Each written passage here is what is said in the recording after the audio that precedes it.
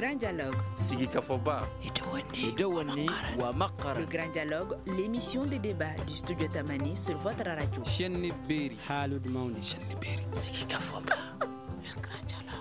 Quelles dispositions pour la rentrée scolaire 2024-2025? C'est le thème du grand dialogue de ce soir. Plus que 2 semaines pour la rentrée scolaire 2024-2025. Le ministère de l'Éducation nationale a fixé la rentrée au mardi 1er octobre 2024. Cependant, cette reprise de cours se fera sur fond de risques d'inondation, d'occupation des salles de classe par des sinistrés, de fermeture des classes au nord et au centre, au sud du pays, du fait de l'insécurité, des enseignants assassinés au mois d'août dernier et des écoles catholiques à bord de fermeture pour non-paiement de la subvention de l'État. Alors que 1791 écoles étaient fermées en fin avril dernier, affectant plus de 537 300 enfants et 10 746 enseignants selon l'UNICEF. Voilà le décor de la rentrée scolaire qui se pointe à l'horizon. Que faut-il pour réussir dans ces conditions une année apaisée? On en parle dans ce grand dialogue avec nos invités. Issoufou Touré, directeur national de l'enseignement fondamental, Aboubakar Abdou Touré, membre de la synergie de l'éducation des syndicats signataires du 15 octobre 2016, et Abel Touré, secrétaire administratif de la Fédération nationale des associations de parents d'élèves et étudiants du Mali. À la présentation, je suis Brana Kilomaïga, invité auditeurs, téléspectateurs, bonsoir et bienvenue. Le grand dialogue. La rentrée scolaire 2024-2025 sera effective dans quelques semaines sur l'ensemble du territoire national. Tout d'abord, monsieur le directeur national de l'enseignement fondamental, Issoufou Touré, quel bilan faites-vous de l'année précédente? Merci beaucoup, monsieur Maïga, pour l'opportunité que vous me donnez de parler de la rentrée scolaire en général, mais surtout de la rentrée scolaire précédente. L'année scolaire précédente au niveau de l'enseignement fondamental, dont je suis le directeur, s'est très bien déroulée. Nous avions commencé l'année scolaire à date et nous avons pu normalement tenir les cours, organiser les examens et au compte de l'année écoulée, je pense que c'est un satisfait général. Nous sommes assez heureux de dire que l'année scolaire précédente s'est très bien passée. Peut-on dire que les attentes ont été comblées? Ah, absolument. Les attentes ont été comblées dans la mesure où nous n'avons pas eu de difficultés majeures quant à la conduite de l'année. Les acteurs de l'école ont très souvent échangé et l'année s'est passée sans difficulté majeure. Nous n'avons pas connu de grève. L'année s'est bien déroulée et nous avons pu tenir les examens à date. Ce qui est quand même une prouesse qu'il faut noter depuis 2-3 ans. Nous arrivons à faire les examens à date. Nous arrivons à tenir l'année scolaire comme cela se doit et à l'échelle du pays, tout se déroule très bien. Donc nous sommes satisfaits. Le directeur national s'est dit satisfait de la rentrée précédente. Alors, au niveau des parents d'élèves, la Fédération des parents d'élèves étudiants du Mali est-elle satisfaite comme le directeur de l'enseignement fondamental du bilan de l'année précédente? Bien, merci Maïga. Je salue nos auditeurs et téléspectateurs. Je salue mes co-débatteurs, M. Touré, les deux Touré. Et je présume que le débat il sera très bon cet après-midi puisque vous n'avez que des Touré sur le plateau. Alors, je m'en vais vous dire que nous avons éprouvé les mêmes satisfactions que la Direction nationale de l'enseignement fondamental, nous, parents d'élèves. Parce que comme il l'a dit tout à l'heure, ça fait 2 ou 3 ans, quand même 3 ans pratiquement, que nous n'avons pratiquement pas de perturbations au niveau des écoles. Donc les cours sont donnés normalement, les examens se tiennent à date. Donc vraiment, on peut dire qu'il y a beaucoup d'accalmie maintenant dans le monde scolaire, à part peut-être quelques difficultés au niveau supérieur. Mais au niveau en tout cas du fondamental et du secondaire, je pense qu'on peut être satisfait. Quand vous dites quelques difficultés au niveau supérieur, vous faites référence à quoi? Bon, au niveau du supérieur, je suis membre de la Commission nationale d'attribution des bourses. Je sais qu'il y a quelquefois quelques petits problèmes au niveau du supérieur, à ce niveau-là. Soit que les étudiants peut-être ne se sont pas pris à temps pour constituer les dossiers de bourse. Il y a des cas comme ça. Donc c'est ce que j'appelle peut-être quelques petits problèmes. Ou bien au niveau des professeurs, je sais qu'il y a 2 ans à peu près, il y avait une série de grèves, de revendications qui ont fait que les cours n'ont pas pu se tenir régulièrement. D'accord. Au cours de l'année précédente, qu'est-ce qui n'a pas marché selon votre compréhension? Bon, je n'ai pas noté de difficultés vraiment majeures qui puissent mettre en danger le déroulement de l'année scolaire, à mon avis. Monsieur le syndicat de l'enseignement fondamental, le syndicat des enseignants partage-t-il ce bilan de satisfaction selon le directeur et le parent d'élèves? Avant de répondre, je dis bonsoir d'abord à nos téléspectateurs.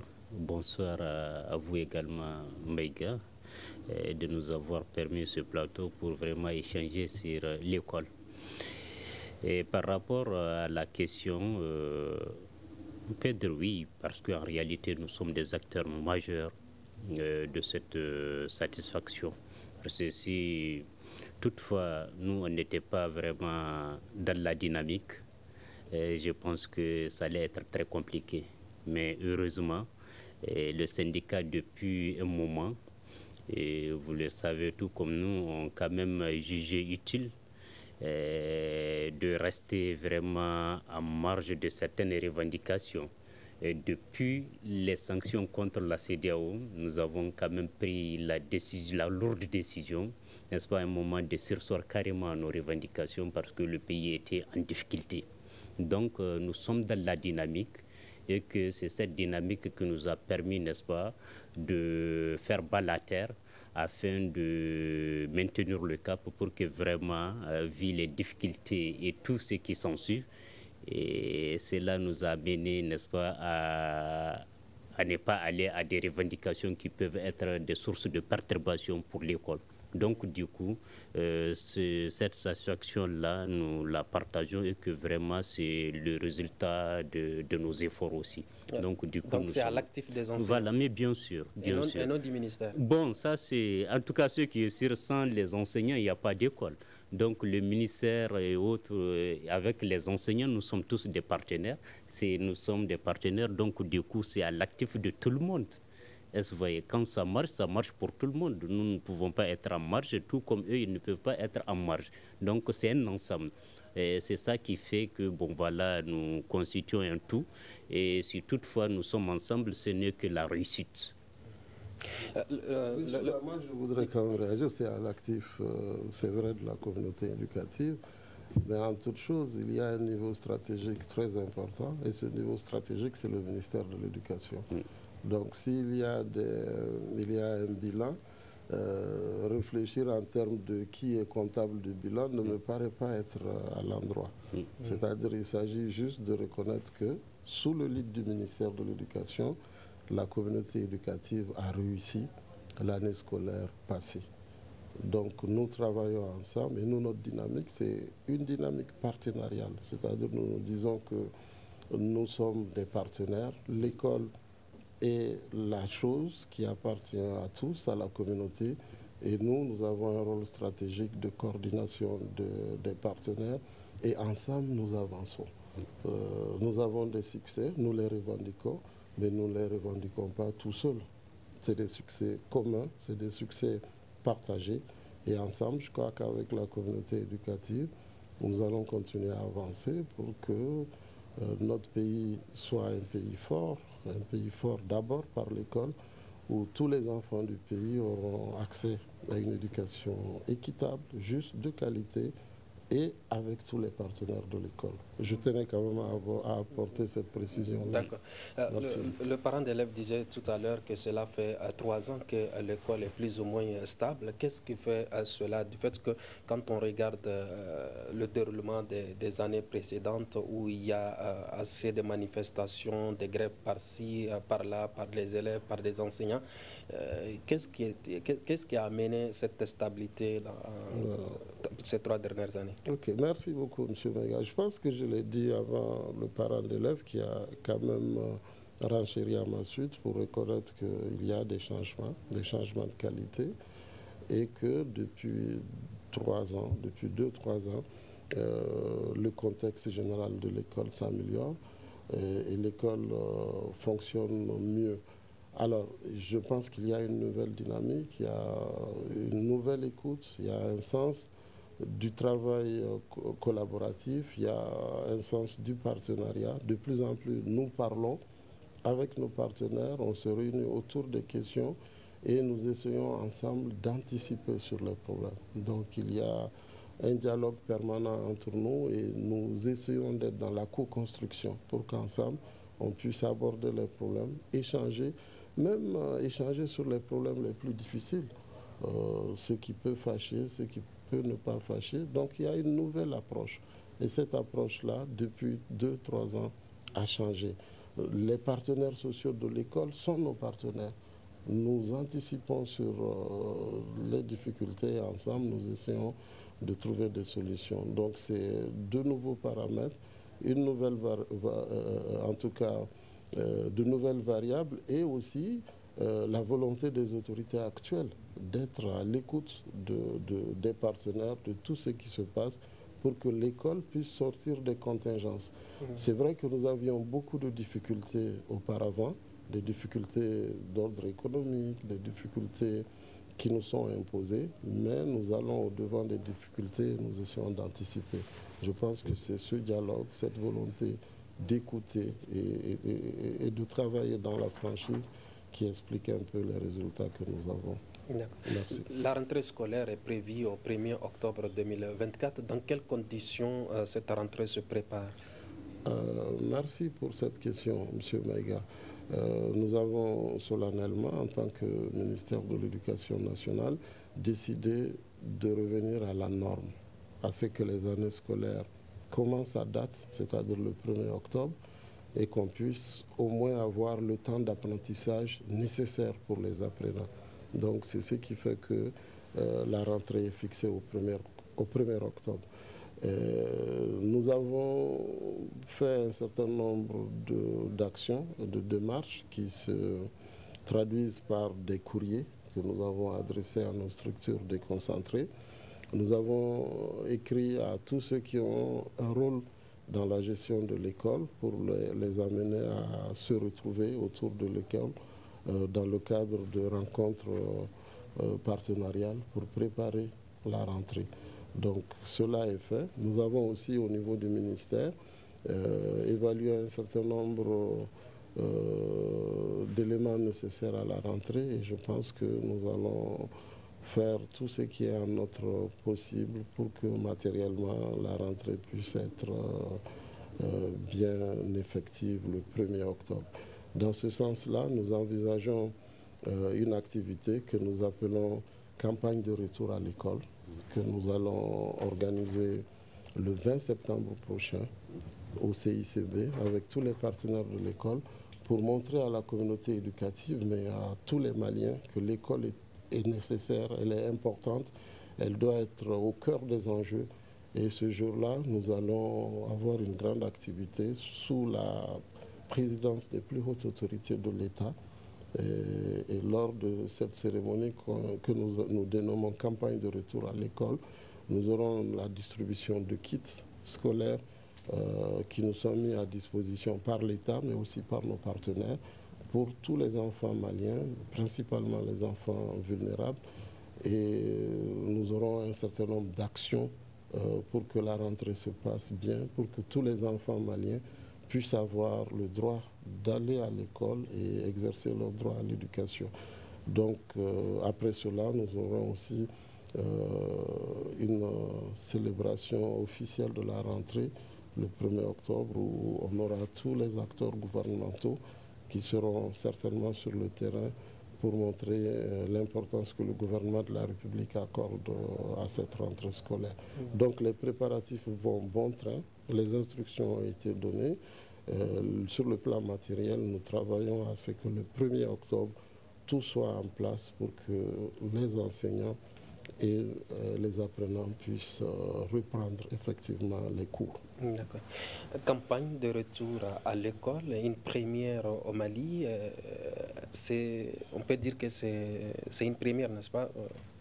Bon, sous cette forme, à ma connaissance, c'est une première, tel que l'a dit le directeur tout à l'heure. Je ne me souviens pas avoir vu une telle cérémonie encore. Depuis, j'ai enseigné, je suis à la retraite depuis 15 ans. Je n'ai pas vu une cérémonie comme ça. Donc, c'est tout à l'honneur du ministère de l'Éducation. Je précise ici qu'il faut les saluer parce que chaque rentrée scolaire, nous avons quand même des réunions préparatoires avec les 2 ministres en charge de l'éducation. En tout cas, les parents d'élèves ont chaque fois des réunions préparatoires pour la rentrée. Hormis même les préparatifs de la rentrée, nous bénéficions de leur assistance financière parce que nous sommes subventionnés par les 2 ministères en charge de l'éducation pour le fonctionnement. Par le ministère de l'Éducation et le ministère de l'Enseignement supérieur. Voilà, les 2 ministères en charge de l'éducation. Donc, c'est une subvention qui nous a été accordée parce que le gouvernement de Alpha, à l'époque, a pris un décret, le décret 367, c'était depuis 2001, qui reconnaissait les associations de parents d'élèves comme étant d'utilité publique. Et à ce titre, on bénéficie de subventions. Au niveau du ministère de l'Éducation nationale, c'est 5 millions par an. Au niveau du ministère de l'Enseignement supérieur et de la recherche scientifique, c'est 1 250 000. Bon, je dois reconnaître que, compte tenu des difficultés du moment, ça fait bientôt 5 ans que nous n'avons plus ces subventions-là. Nous le comprenons parce que le gouvernement a vraiment d'énormes priorités, il y a beaucoup de difficultés, mais nous ne sommes pas désespérés pour autant parce que nous avons eu à rencontrer le Premier ministre en août 2023. Il nous avait fait la promesse de subventionner la Fédération des associations de parents d'élèves. Parce que nous avons un siège, il faut payer le gardien, il faut payer les charges récurrentes du siège, l'électricité, l'eau et beaucoup d'autres choses. C'est pourquoi les subventions là s'expliquent. Voilà. Il disait tout à l'heure qu'il y aura également des distributions des kits aux enfants vulnérables. Est-ce que ces critères enfants vulnérables vous conviennent? Bon, c'est comme ça que ça devrait être parce que les enfants ne sont pas logés à la même enseigne. Chacun sait que, bon, pendant que d'autres peut-être arrivent même à inscrire leurs enfants dans les écoles privées qui coûtent extrêmement cher, il y en a qui n'arrivent même pas à avoir le quotidien, c'est-à-dire le repas. Donc si on a soin de prendre les enfants vulnérables et de les prioriser, je crois que ce n'est que justice. Cela me convient parfaitement. D'accord. À chaque rentrée des classes, est-ce que les enseignants ont tout ce qu'il faut pour le bon déroulement de l'année scolaire? À chaque rentrée scolaire, est-ce que les enseignants ont tout ce qu'il leur faut? Oui. Bon, je dirais oui, à peu près. Ce qu'il leur faut, c'est quoi? C'est aujourd'hui, ces derniers temps, avec l'insécurité qui prévaut, avec les problèmes d'inondation et l'accessibilité à certaines localités, ça pose d'énormes difficultés. Donc, dire que les enseignants ont tout ce qu'il faut, bon, on ne peut pas quand même se permettre de le dire. Parce que tout ce qu'il leur faut, c'est autre chose. Est-ce qu'on peut avoir tout ce qu'il nous faut pour réellement... Qu'est-ce qu'il nous faut concrètement? Bon, ce qu'il nous faut, c'est les mesures d'accompagnement, par exemple pour ceux qui sont dans des localités d'accès difficiles. Ensuite, les problèmes d'insécurité, parce que là, c'est vraiment la vraie problématique aujourd'hui, parce que l'enseignant est pris pour cible aujourd'hui. Nous allons en parler voilà, donc c'est des situations. Donc, si... Mais sur le plan matériel? Sur le plan matériel, bon, l'enseignant, c'est une préparation psychologique, l'enseignant est toujours prêt à servir. Donc, tout ce qu'il leur faut, c'est de fixer les dates au moment prévues et respecter les dates. Donc, une fois que les dates sont déjà prévues et que les enseignants sont au courant de ces dates, tout le monde se prépare pour la rentrée. Donc, il n'y a pas une prise spécifique ou bien spéciale de l'enseignant par rapport à la rentrée. Il n'y en a pas. En ce que je sache, dire que bon, voilà, on doit faire ça, ça, ça, non. L'enseignant se prépare, c'est son métier et il l'exerce comme ça se devait. D'accord. Voilà. Monsieur le directeur, tout à l'heure, vous parlez de matériel, c'est-à-dire que tous les matériels didactiques et des fournitures scolaires ne sont pas totalement en prêt pour cette rentrée scolaire? Je ne parle pas très bien Bambara, mais je sais que les Bambara disent que lorsque vous remplissez votre bouche de couscous, je crois, il faut avoir suffisamment de salive. Voilà, de salive. Donc, je pense que l'État est suffisamment averti. Et lorsque l'État fixe la date de la rentrée, c'est qu'en amont, l'État a pris les dispositions idoines pour pouvoir opérer cette rencontre. Donc, je peux affirmer que le matériel minimal qu'il faut pour pouvoir commencer le travail, les intrants nécessaires à la reprise seront mis à disposition et l'État, de façon régalienne, travaillera à ce que les écoles puissent fonctionner. Et sur ce plan, je l'ai dit lors de la campagne, lors du lancement de cette campagne que nous appelons campagne de retour à l'école, nous aurons une distribution de kits scolaires pour 50 000 élèves. Ce sont des kits qui nous sont mis à disposition par des partenaires, mais aussi qui sont des kits acquis sur les ressources de l'État. Ces 50 000 élèves, c'est sur l'ensemble du territoire national? C'est sur l'ensemble du territoire national, avec le focus sur les enfants vulnérables. Quand nous disons des enfants vulnérables, c'est que nous avons des compatriotes qui aujourd'hui font face aux difficultés, aux inondations. Et le responsable des parents d'élèves l'a dit, tous les enfants ne sont pas logés à la même enseigne. Et l'État, lui, fait tout pour être dans l'équité en privilégiant les Maliens les plus démunis. Donc nous allons tout faire en tant qu'État pour que ces kits parviennent aux enfants qui en ont réellement besoin dans les zones vraiment où aujourd'hui le besoin est le plus grand. Maintenant, tous les autres intrants qu'il faut pour reprendre, autrement dit, au niveau où on donne des cahiers, au niveau où on donne de la craie, où on donne, nous ferons ce qui est de notre devoir pour que la rentrée puisse être effective le 1er octobre. 50 000 enfants défavorisés vont bénéficier de kits scolaires. Alors, ils seront combien d'élèves et enseignants qui reprendront le chemin de l'école sur l'ensemble du territoire national cette année? Alors, moi, je parle, chacun prêche pour sa chapelle. Donc, moi, je parlerai de l'enseignement fondamental que je connais. L'enseignement fondamental, c'est un peu plus de 3,5 millions d'élèves. C'est à peu près plus de 20 000 écoles. C'est plus de 20 000 écoles, un peu moins de 22 000 écoles. C'est 100 000 enseignants et c'est sur 1 240 000 km². Donc, nous sommes le maillon ou le segment le plus important du système éducatif. Donc nous avons, je l'ai dit, beaucoup d'élèves, c'est des millions d'élèves, c'est des centaines de milliers d'enseignants qui vont retrouver le chemin de l'école le 1er octobre. Donc tout ce monde, tout ce personnel-là devra être préparé pour attaquer la nouvelle année et nous travaillons à offrir les conditions les meilleures pour que les enfants puissent retrouver leurs droits à l'éducation et retrouver le chemin de l'école.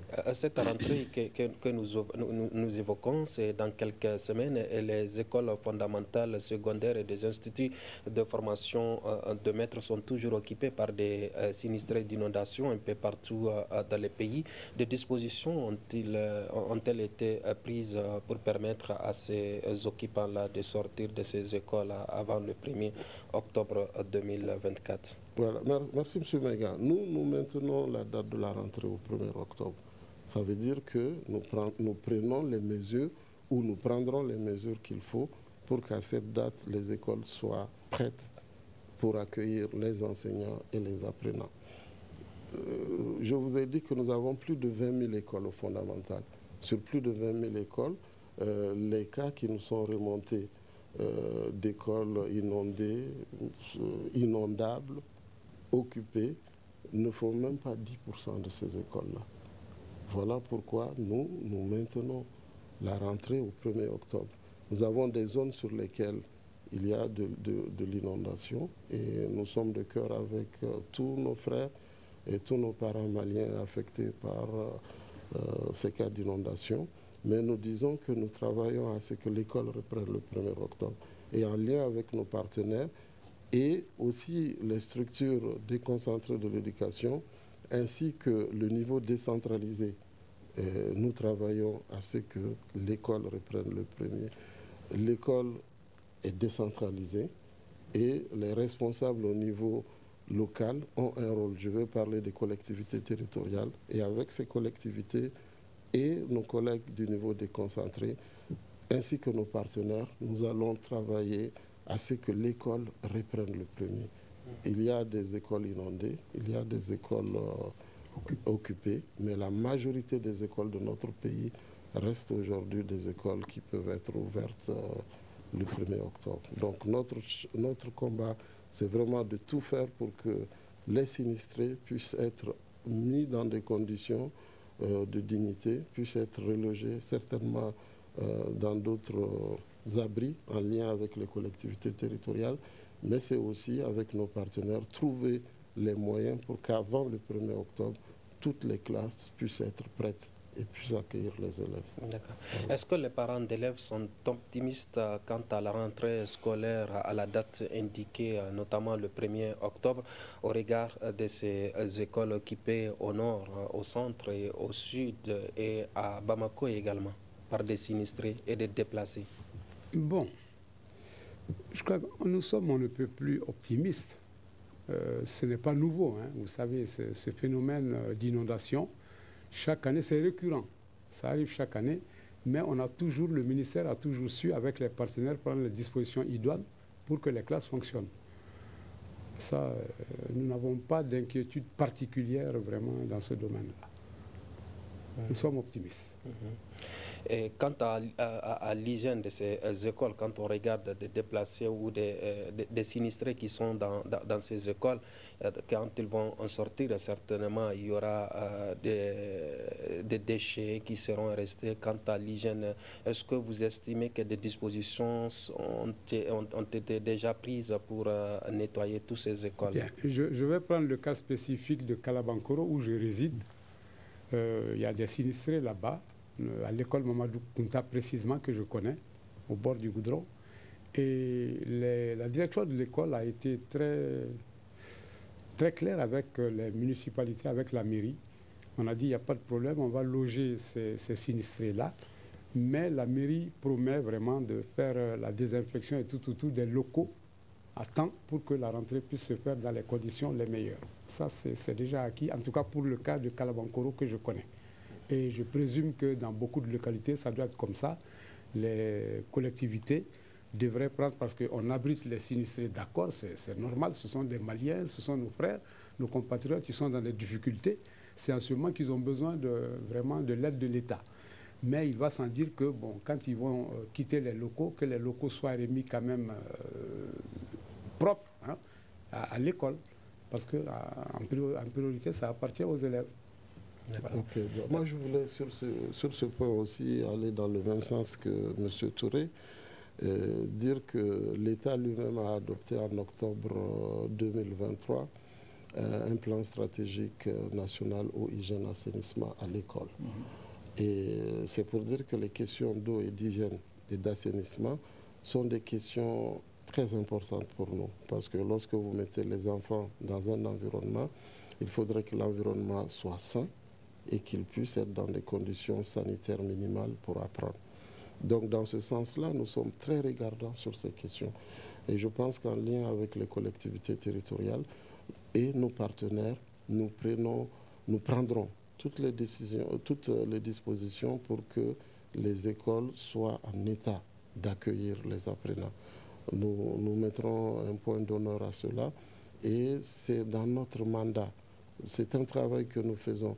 Nous nous battons dans le cadre de ce plan stratégique national pour que nos écoles soient accueillantes. C'est-à-dire que les apprenants puissent être dans des conditions où l'école donne plaisir à apprendre. Parce qu'on a vu dans des zones où souvent les enfants ne vont pas à l'école, tout simplement parce qu'il n'y a pas de toilettes. Donc de plus en plus, dans notre mandat, dans le paquet minimum que nous mettons en place lorsque nous construisons des écoles, nous faisons attention à cela. Et dans le cadre de la situation où on a des compatriotes qui ont été obligés de loger dans ces écoles, avec les collectivités, nous allons travailler à rendre les écoles propres, à rendre les écoles saines pour que la rentrée puisse être effective. Et ensemble, nous allons trouver des solutions pour que nos parents qui sont victimes de ces inondations puissent quand même trouver des sites où ils vont être logés afin que l'école puisse reprendre. Il y a aussi un paquet minimum d'actions qui relève des écoles, mais aussi des centres d'animation pédagogique et de la plupart des acteurs de l'école. C'est qu'à l'approche de la rentrée, nous donnons des tâches à chacun des acteurs. Et vous allez voir, des gens me disent, mais les écoles seront-elles désherbées à temps? Est-ce que les classes seront rendues propres d'ici là? Je dis oui, c'est un travail récurrent que nous faisons chaque année. Avant la rentrée, chaque directeur d'école connaît son mandat. Il sait ce qu'il a à faire pour que l'école soit habitable, soit fréquentable.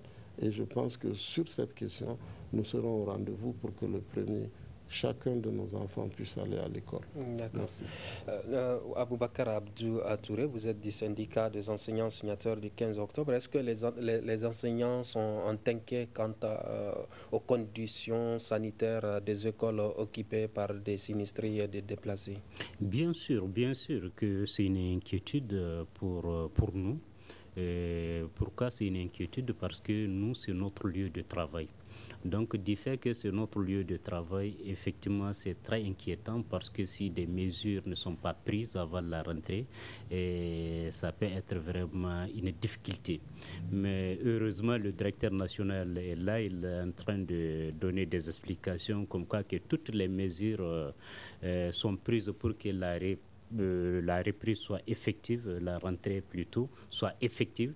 Donc, on peut être vraiment réjoui de cette situation parce que, bon, voilà, si les mesures sont prises et que, bon, voilà, les dispositions sont prises pour que vraiment le lieu soit assaini, propre pour nous accueillir, nous serons très heureux de cela.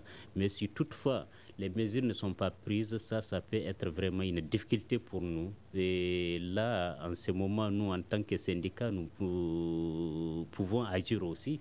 Parce que si toutefois, on trouve que nos collègues, nos camarades ne sont pas dans les meilleures conditions de travail, et nous, c'est notre credo. L'amélioration des conditions de vie et de travail de nos militants, ça c'est très clair, nous veillons à cela et que pour ça, en tant que partenaire, nous n'hésitons pas à saisir, n'est-ce pas, le ministère par rapport à cette mesure. Mais d'ores et déjà, si ils ont déjà garanti que bon voilà, les dispositions sont prises, et je pense que bon voilà, nous pouvons observer et nous attendons le jour de la rentrée le 1er octobre. Sinon, les enseignants, ils sont prêts à servir parce que, comme je l'avais dit de par le passé, c'est notre métier, nous l'exerçons comme ça c'est dévé. Donc, la rentrée se tient au moment où la météo alerte sur des risques d'inondation encore jusqu'au mois de novembre 2024. Alors qu'on sait qu'il y a des écoles qui sont inondées, cela vous inquiète également cette rentrée au mois d'octobre, à un moment où des cas d'inondation sont annoncés par la météo? Oui, c'est inquiétant parce qu'en réalité, comme on l'a dit, il y a certaines localités du Mali qui sont difficiles d'accès pour les enseignants. Et c'est les enseignants qui sont là-bas. Donc, c'est très normal que ça soit inquiétant pour nous.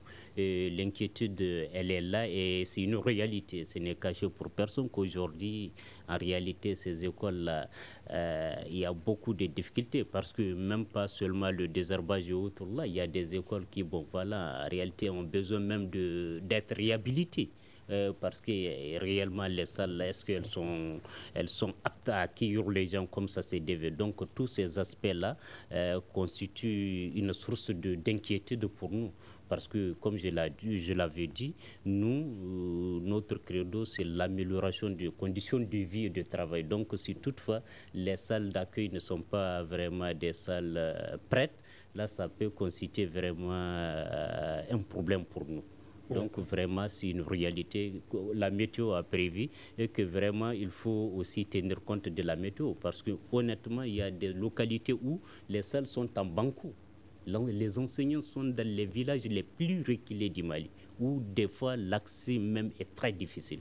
Donc ces écoles-là, il faut veiller à tout ça pour que vraiment les enseignants puissent retrouver le chemin de l'école. D'accord. Monsieur le directeur, vous avez dit que vous avez 20 000 écoles en charge pour les écoles fondamentales. Il y a également des écoles qui sont fermées. Combien seront susceptibles d'être rouvertes cette année? Okay. Merci pour la question. Avant de répondre à cette question, je souhaiterais quand même rebondir sur ce qu'il a dit. Je pense que nous sommes dans les changements climatiques. Et l'option, c'est de s'adapter aux changements climatiques. Ce n'est pas de les subir ou de fuir. Voilà. Donc nous avons des changements climatiques et les changements climatiques nous imposent de changer de posture, de comportement. Donc dans ce sens-là, il va falloir vivre avec les changements climatiques et trouver la solution. Et j'ai répété aussi que nous sommes tenus par ce que nous appelons le temps réel d'apprentissage. L'année scolaire, c'est un temps précis. Et même récemment, j'étais à une conférence où des parents d'élèves nous tapaient dessus en nous disant que le mois de juin, par exemple, ne devrait pas être un mois d'examen, puisque juin fait partie de l'année scolaire. Donc nous sommes tenus par ces exigences-là, qui sont des exigences internationales.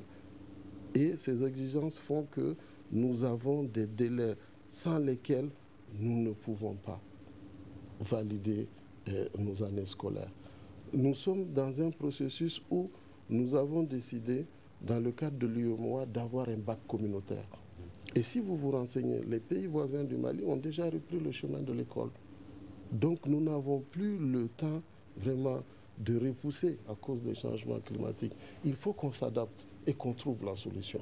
Donc je tenais à dire ça. Et nous avons les chiffres des écoles inondées.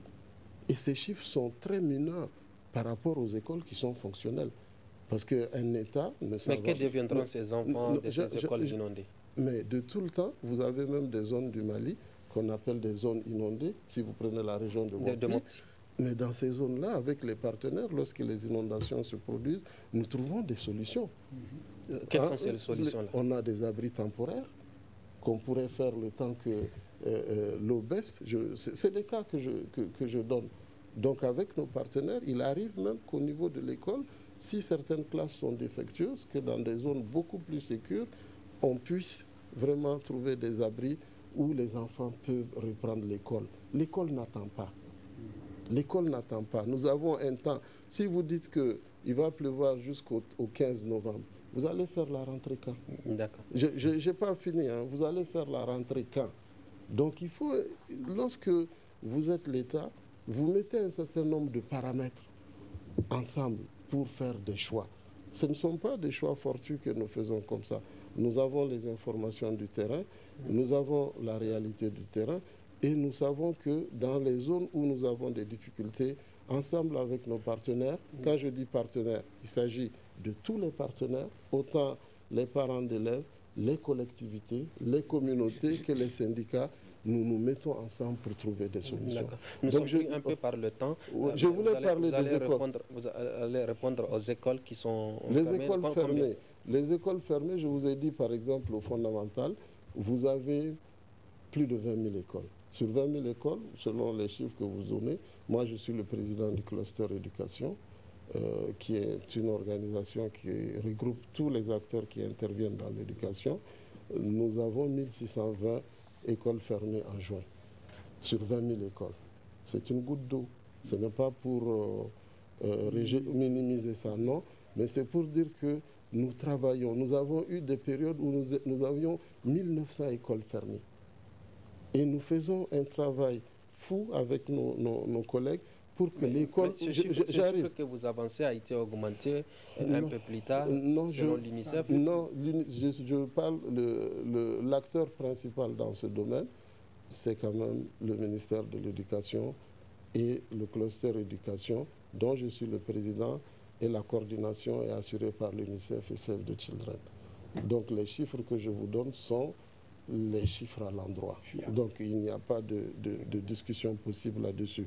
Nous avons, je ne veux pas faire de comparaison, mais nous faisons un travail fou pour que ce nombre baisse. Nous le faisons comment?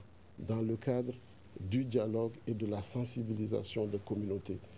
On ne pourra pas ouvrir les écoles en mettant devant chaque école un militaire ou des militaires. Il faut que les gens comprennent ça. C'est-à-dire quand les gens parlent d'écoles fermées, les gens pensent qu'il s'agit tout simplement de décider et vous ouvrez l'école. Souvent, vous avez des communautés dans lesquelles il faut parler aux communautés. Il faut sensibiliser les communautés. Il faut même parler aux belligérants. Et aujourd'hui, nous avons dans le pipe le projet de faire adopter une loi sur la sécurité à l'école. Donc nous travaillons à tout cela et nous sommes sensibles à ces questions. Mais vous avez des zones dans lesquelles aujourd'hui, même lorsque vous décidez d'ouvrir l'école, les communautés se déplacent parce que la peur est là, parce qu'il y a un certain nombre de choses. Mais tout cela se règle par le dialogue, par des rencontres communautaires et par des compromis dynamiques. On se met d'accord que l'école est... Il nous reste 5 minutes. Okay, on va essayer de faire le tour de table. Comment vous comprenez que 1600 écoles restent encore fermées pendant que le Mali est en train d'occuper certaines zones qui n'étaient pas sous son contrôle depuis plus d'une décennie et que des zones qui étaient sous son contrôle continuent à échapper, à augmenter les écoles fermées? Bon, je crois que honnêtement, nous devons tous admettre qu'il y a quand même une amélioration. Hein. Ça, qu'on le veuille ou pas, il faut reconnaître quand même que ce n'est plus comme avant. Donc, ce n'est pas d'un coup de baguette magique que tout va être réglé. Hein. Il faut laisser le temps au temps. Parce que les militaires, l'armée est en train de remplir son contrat. Les populations, comme l'a dit tout à l'heure le directeur, doivent aussi être sensibilisées.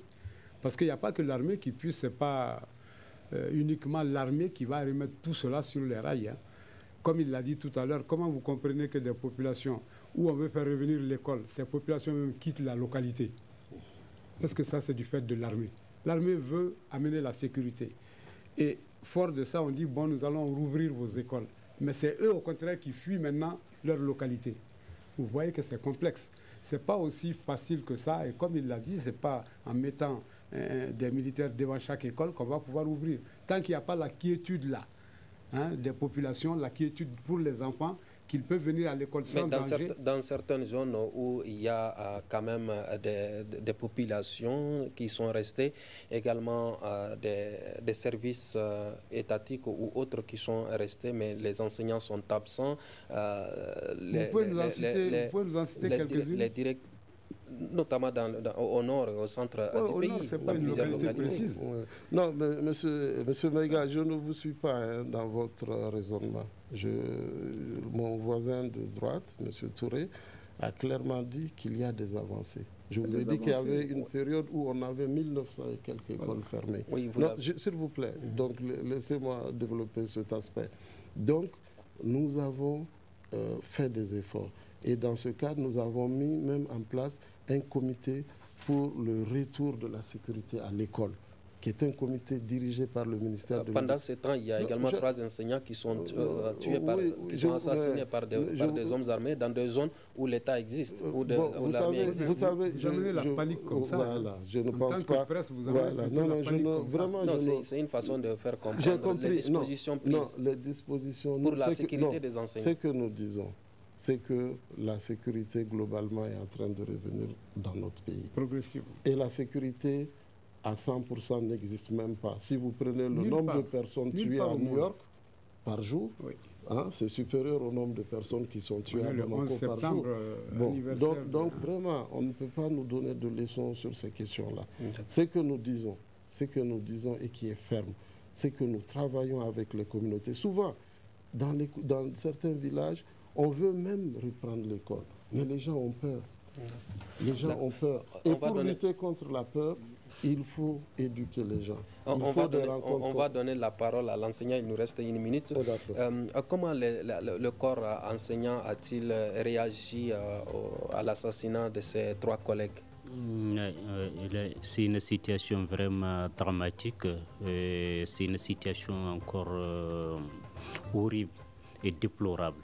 Parce que s'attaquer à des gens qui éclairent, à des gens qui donnent la lumière pour sortir de l'obscurantisme, pour sortir de la barbarie, un enseignant sans armes ni rien, s'attaquer à lui, je pense que vraiment c'est énorme. Est-ce que vous estimez que des dispositions sont prises pour permettre aux enseignants d'enseigner dans la quiétude? Pas nous estimons. Nous demandons que des dispositions soient prises pour vraiment mettre les enseignants en sécurité. Parce qu'en réalité, c'est des hommes sans armes ni rien. Leur arme, c'est la craie.